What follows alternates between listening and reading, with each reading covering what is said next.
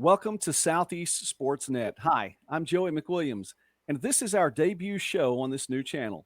We call this show The Summit, and we like to take the time to visit with coaches, athletes, administrators, broadcasters, and more in small college sports. I can't think of anyone better to visit with and to get things going here on the channel than today's guest, Greg Long, who is the new head women's basketball coach at Mississippi College. Coach, thank you very much for being with me today, and congratulations on the new job. Yeah, Joey, thanks for having me. Super excited about the job and super excited about being on the show. I'm glad that I'm your first show here on SoutheastSports.net. Man, it's great. I'm glad you're here too. I really appreciate you and all that you bring to the table. You bring the excitement every time I see you, especially on the court. But I know we get to talk about that a little bit later on. Before we talk too much about what's ahead, let's talk about what gets you to this point. And you come to Clinton after having a season-long stint at the University of Arkansas in Monticello, the head coach of the Cotton Blossoms there. You finished with a 20-11 season, which was a 12-game improvement over the year before, and it was the first winning season in 5 for the Cotton Blossoms. So talk about the year. Well, I told you before, it was nothing short of something being miraculous. To make a long story short, it wouldn't have been the year it was if those girls hadn't really bought into the vision and everything that I had. And for them to be able to do that with me pushing them as hard as I pushed them, I'm sure that there's coaches that push their kids as hard as I push them, but not any harder. And, for me to come in and to try to establish that vision and then to bring in 8 or 9 new players along, for us to be able to go and do what we did, we fell short in the ultimate team goal of winning the championship, but it was such a wonderful experience. And I think myself and these young ladies and the fans and the Monticello community itself, I think we're going to be forever bonded with this year that we've had. Well, it's a year that culminated with a run to the tournament championship game in the Great American Conference. And I we mentioned that. I had a chance to broadcast that tournament, and getting to watch you on the sidelines was a treat all the way through. But the girls played to the level of your emotion as well, and that was something fun to get to watch. You started off and opened the tournament against the defending champions and a team also that had made it to the Division II national championship game last year in southwestern Oklahoma. Had an upset there, and I believe it was an upset, even though your girls played very well. And then you got to take on Arkansas Tech in the semifinals, a perennial power not only in the conference but in the conference tournament.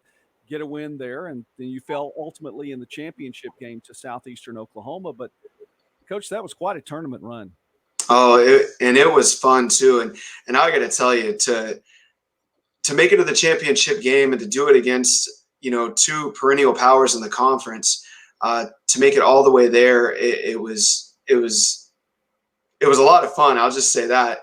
Very intense moments for myself and not a whole lot of sleep, to be honest with you. But, I told the girls when we were going up there, I said, we're not losing to Southwest Oklahoma. I don't know what's going to happen after that, but we're not going to lose to Southwest Oklahoma.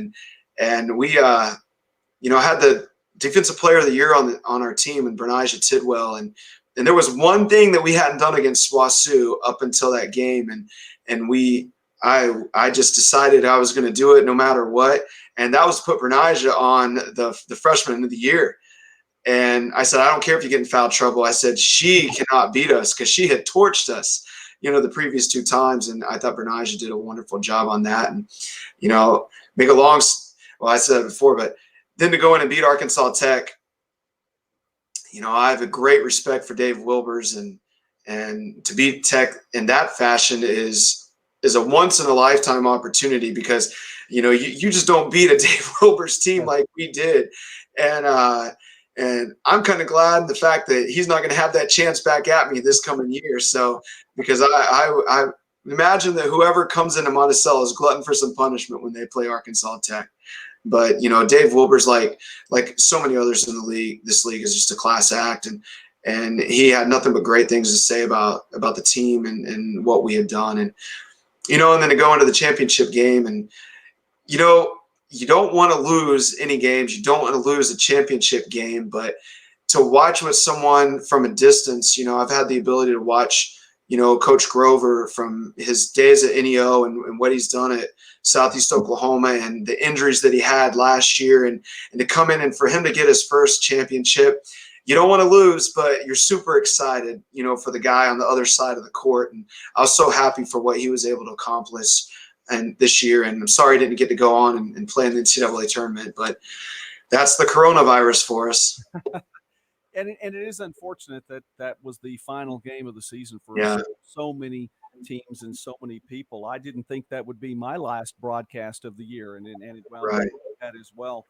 But as you make your way from the Great American Conference now into the Gulf South Conference, and it's an interesting trip to get to Clinton, Mississippi, a stint for a while there in Division I Central Arkansas, and then a period of time also in that other Division II conference or school in the state of Mississippi up the road at Delta State. Right. Well, a lot of my enthusiasm comes from my mentor and the lady that I was with for so long, and Sandra Rushing. Sandra is not one to just sit on the sidelines. And I was very fortunate growing up, as a high school player and even my short-lived career as a college player. My two coaches were very enthusiastic, very animated. So I don't think the apple falls far from the tree, so to speak. But Sandra did a wonderful job in just establishing that championship mentality with me. And you don't accept anything less, not on the court, not off the court, from your players and from yourself. And you get that from the tradition of Delta State, going back 6 national championships and 16 Gulf South Conference championships, and they have set the bar in the Gulf South Conference. And of course, now you have Lee and Union in there that's just tearing it up. Have done a phenomenal job. And you almost want to say you go from the frying pan into the fire, going from the GAC to the GSC, and just two very tough leagues. Very excited about the opportunity and the challenges ahead, though. We're speaking now with Greg Long, who is the new head women's basketball coach at Mississippi College. And Coach, you're going in now to a situation again where you're taking over a program that has been away from the winning ways for a little while. You have to go back to the 2011-2012 season, and you see Mississippi College with a 16-10 record. That was back in Division III days. So it's been a little while since a winning record, but it's a program that was the last of at least 11 straight winning seasons. That's as far back as my research was able to go. There are at least 11 straight winning seasons there at Mississippi College.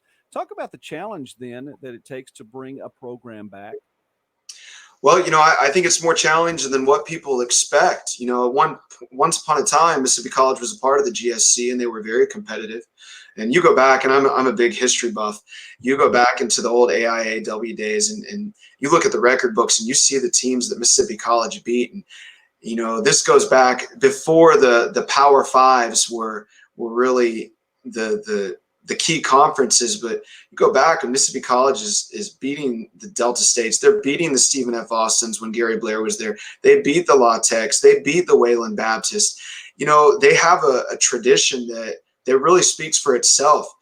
And I've got my hands full. They were Division II going to Division III, and now they're going back Division II. I know their record isn't what most people would think is something good, but Paul Allen Duke was the head coach there. He's the all-time winningest coach at Mississippi College. And, he took them through 2 different transitions, and to go back to Division II and not having a full allotment of scholarships and to get used to that kind of travel and everything else. And, I think he left the program in a wonderful position, not looking at the wins and losses, but just where they are position-wise and the college itself, position it in such a great conference. I think the sky is the limit for Mississippi College and the women's basketball program. But I got some big shoes to fill with Coach Duke now. He did a phenomenal job, and I'm very lucky in that aspect as well, because he has been so helpful to me in the last week, however long this has been. Just been reaching out, calling, picked up my phone calls, and he doesn't have to do that. So I'm very fortunate with that. That is a good thing. And that sounds like a nice transition. Yeah. Making that transition too, you bring in an assistant coach in Maggie Profit, who's someone also the last time we saw her was in the Great American Conference as well, but you've known her for a little while longer. Yeah. It was a no-brainer for me with Maggie. You know, she's someone that I'm very familiar with, very comfortable with, and you know how animated I am and excitable I am. But to bring in someone that you know is going to have your back and understands your language and understands why you may be doing something, it's definitely an added bonus. You know, I had the ability to coach Maggie for 2 years at Central Arkansas when we made those two NCAA tournament runs, and she was a phenomenal player. But it goes back farther than that. I mean, I remember recruiting Maggie when she was a freshman in high school at Columbus High School. So we didn't have a very personal relationship back then, you know, because recruited her, then I got out of the game for a while and came back. But our relationship definitely grew as I got to Central Arkansas, and so I'm just really excited to have her on board. Well, you have staff that is being put into place now. Have you had an opportunity? Most coaches are using Zoom or some other method similar to that. I know that's been the big deal, the Zoom meetings lately. Have you had an opportunity to visit with your team? I have, you know, I visited with them on a couple of occasions. The one Zoom meeting that I set up with them didn't go so well, not because I'm not that technologically versed, but my internet was just horrible. So the girls were like, "Coach, let's just get on a FaceTime." So, you know, we were able to put everybody on a FaceTime. And to be honest with you, I didn't know how to do that. So I'm glad that they stepped in and did that. But, you know, I've had some good conversations with them, you know, just trying to stay in constant contact and trying to talk to one or two of them every day. And they're getting to know me and I'm getting to know them. And so I'm super excited of what they bring back and kind of the mindset of the young ladies and where they want to be with the program next year and the future beyond. Well, I know that they're going to enjoy getting to meet you, and definitely they're going to know that you have their back when they get out on the court. You know, Right. we kind of laugh about that a little bit, and I just appreciated from a broadcasting perspective to get to see you do your thing and just lead the team out there on the court. It really is fun. Yeah. I'm not making fun. I really it is fun. Well, I But appreciate knowing that. that then as we wrap up our time together, Mhm. knowing that then, what are the people going to see when they watch Mississippi College and folks that may not have seen a Greg Long led team before, what are they gonna see in the future? Well, you know, it goes back to really one of the reasons that I was interested in Mississippi College. You know, they really expect excellence and they expect, you know, champions on and off the court. You know, that they want not only their students but their student athletes to go out into the community upon graduation and even before and really just kind of be a light for the community and be able to talk about their faith and know, you know, what they really stand for and respect integrity. You know, that just talking about Jesus Christ and he's our Lord and Savior and they're going to know that that program that's going to be the footstool of what we stand behind. And but I just want them to see a team that in a program that demands excellence from one another, from from the coaching staff down and from the players up, you know, and you know, just that championship effort on a daily basis on and off the court. And I just don't think you can do that. Me personally, standing idly by or sitting idly by on the sideline, you know, these young ladies are going to know that myself and the staff and we're all in it together. It's not just about uh, it's not about the coaching staff. It's not just about Mississippi College. It's about all of us as a community together, and not about just the, you know. And we want the Clinton community to be a part of that as well. So it's going to be something exciting. You know that I've joked around with my players for a long time. I'm just going to sit right here in this chair, and they just look at me like, "No, that's not going to happen, coach." But I want them to have fun, and I want them to be able to be themselves and be able to be that light for the community and not have to worry about um, not have to worry about their back. You know, I know we got to end, but I'll end with this, and I'm not going to sit here and quote scripture because I can't, and I would butcher it. But one of the things that one of the You can Bible joke about verses, it. Okay. yeah, one of the Bible verses that I've always stuck to was the body armor of God, and just in Ephesians, just keep pushing forward. Don't worry about your back. you know, and if you look at the body armor of God, there's nothing covering your back. And for me, that's always been so symbolic that you don't need anything to cover your back. You know, God's there, Jesus is there, you know, just keep pushing forward and moving on and do what you got to do. So, Well, hey, listen, I appreciate that.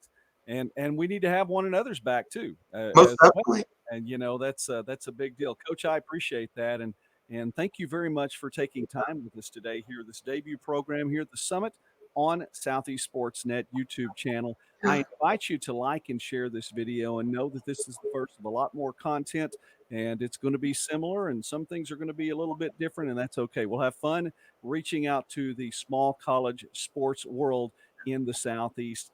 And Coach Greg Long, man, just congratulations on your new job. You are welcome to stop by and be on this or any of my other channels at any point in time. You're welcome to be a Thank you. part of that. We look forward to seeing what Mississippi College does this year. Oh, I hope it gets you down to Clinton, Joey. I think you would really enjoy it.